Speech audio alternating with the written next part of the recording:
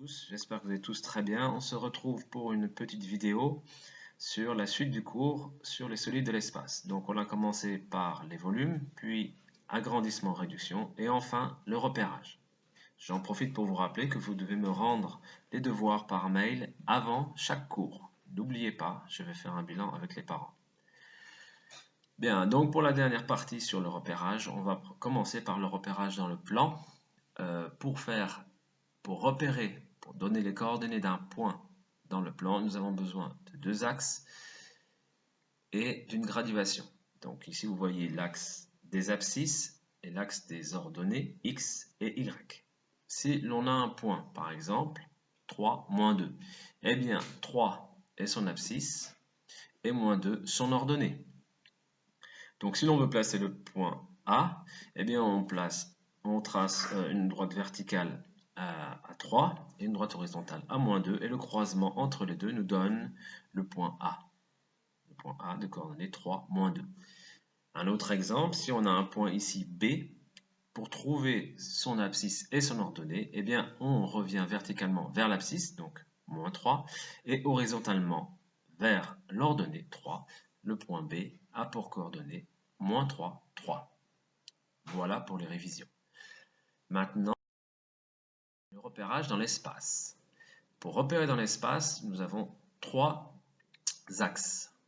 Ici, je les ai mis en couleur. L'axe rouge est l'abscisse, l'axe vert l'ordonnée et l'axe bleu l'altitude. On garde le même ordre x, y et on rajoute z, l'altitude. Le point A est l'origine ici du repère.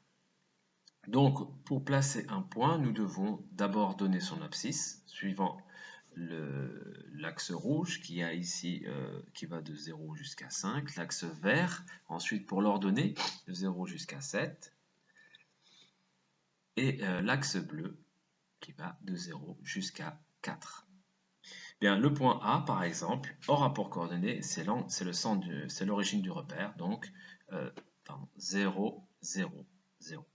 Le point B, lui, eh bien, il a seulement un abscisse puisqu'il est parti dans la direction du segment rouge de l'axe des abscisses, mais il ne s'est pas déplacé suivant la direction du segment vert ni la direction du segment bleu. Il s'est déplacé seulement dans la direction des abscisses. Donc, il a une abscisse de, comme on voit sur le dessin, 5, mais il n'a pas d'ordonnée. Donc, sa coordonnée est ni d'altitude. Donc, ses coordonnées sont 5, 0, 0.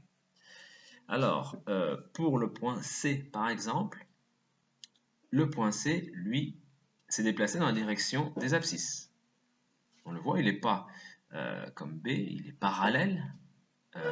Il est parti parallèlement à l'axe rouge, mais il s'est déplacé par rapport à A. Il est plus en avant. Donc, il a une abscisse. Donc, on va prendre l'abscisse de C qui est 5.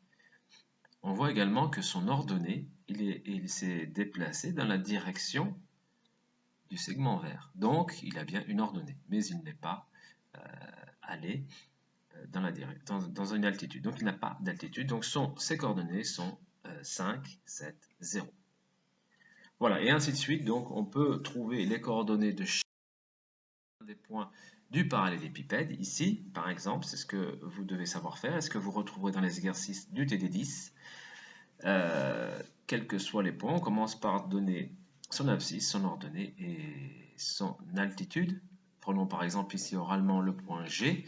Son abscisse, ben, c'est 5, puisqu'il s'est déplacé suivant l'axe rouge. Son ordonnée, eh bien c'est 7. Il s'est déplacé aussi selon l'axe vert. Et son altitude, c'est G. C'est 4. Il s'est déplacé suivant l'axe bleu. Donc G a pour coordonnées 5, 7, 4. Je vous laisse faire la suite, enfin vous ferez la suite dans les exercices. Coordonnées géographiques maintenant. Nous avons une planète qui est une sphère. Donc il faut donner les coordonnées sur une sphère. Les coordonnées sur une sphère sont données, évidemment, hein, vous voyez tous ces points par exemple sur la carte, eh bien on voudrait avoir leurs coordonnées. Donc sur une sphère, on va avoir des traits verticaux et des traits horizontaux. Ils ne sont pas tout à fait verticaux puisqu'ils suivent les courbes de la planète. Donc pour chacun de ces axes ont un nom. On dit que le méridien, c'est celui qui va d'un pôle jusqu'à un autre pôle. Donc il descend du pôle sud, du pôle nord vers le pôle sud, ou inversement. On appelle ça un méridien. Ceux qui sont horizontaux s'appellent les parallèles. On dit qu'ils sont centrés sur l'axe. Ils tournent autour de l'axe de la sphère. Alors ça, c'est à savoir par cœur. Méridien et parallèle, ça fait partie du cours à connaître. Puisque après, donc maintenant, comment on donne les coordonnées d'un point? On commence par la longitude. La longitude, c'est lorsqu'on se déplace d'un méridien à un autre. On doit avoir un méridien d'origine, c'est le méridien de Greenwich. Celui que vous voyez, Cayenne, est sur le méridien de Greenwich. Donc si on se déplace vers la droite, comme la flèche noire, eh bien on se déplace à l'est. Et ça s'appelle la longitude. Donc la longitude peut être est ou ouest de 0 à 180. Paris, ici, a une longitude de 54,66 puisqu'on s'est déplacé par rapport au méridien de Greenwich d'un angle de 54,66. La latitude, eh bien, c'est la deuxième coordonnée. C'est lorsque l'on va d'un parallèle vers un autre parallèle. Le parallèle d'origine, c'est l'équateur. Donc, le 0 est à l'équateur. Et lorsqu'on prend le parallèle du point de la ville de Paris, eh bien, on a un angle qui est donné ici par la flèche bleue. Et cet angle, dans le cas de Paris, c'est 43,92. Donc, si on répète, donc les longitudes, c'est la partie d'un méridien à un autre, ça peut être est ou ouest, et la latitude, c'est la partie d'un parallèle à un autre, nord ou sud, je ne l'ai pas dit ça, oui, du nord vers le sud, il n'y a pas de négatif, ni dans la latitude, ni dans la longitude, soit nord-sud pour la latitude, soit est-ouest pour la longitude.